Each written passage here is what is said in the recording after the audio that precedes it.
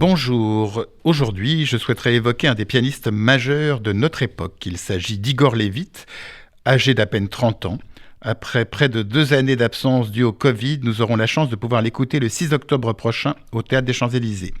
Le concert s'ouvrira par la transcription par Brahms de la Chaconne de Bach, ce monument de la musique pour violon seul, extrait de sa deuxième partita. Puis le pianiste jouera une des dernières sonates de Beethoven, un de ses ultimes chefs-d'œuvre qui sont comme une porte ouverte sur un monde qui échappa aux contemporains du compositeur. Une de ses œuvres qui sont des jalons essentiels de la musique occidentale. Puis, Igor Levit interprétera des préludes de Shostakovich et enfin une des sonates de guerre de Prokofiev, la 7e, dans laquelle, sans nul doute, il marquera les esprits. Il a déjà démontré qu'il pouvait jouer tous les répertoires, mais il a une prédilection pour le grand classicisme, puisqu'on lui doit une merveilleuse intégrale des sonates de Beethoven au disque. Igor Levit est né en Russie, dans une famille juive, mais comme beaucoup, sa famille s'est installée en Allemagne dans les années 90. Il a remporté plusieurs prix internationaux, et notamment la médaille d'argent en 2005 au concours Arthur Rubinstein de Tel Aviv.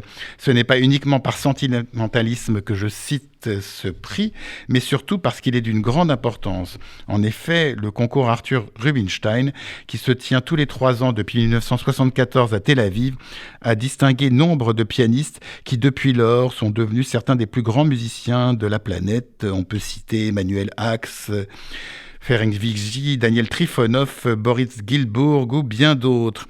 Un prix qui évoque bien sûr la figure du grand Arthur Rubinstein, un des plus grands musiciens du XXe siècle, qui, à l'instar de Leonard Bernstein ou d'Isaac Stern, n'oubliait jamais de rappeler le lien fort qu'il entretenait avec Israël.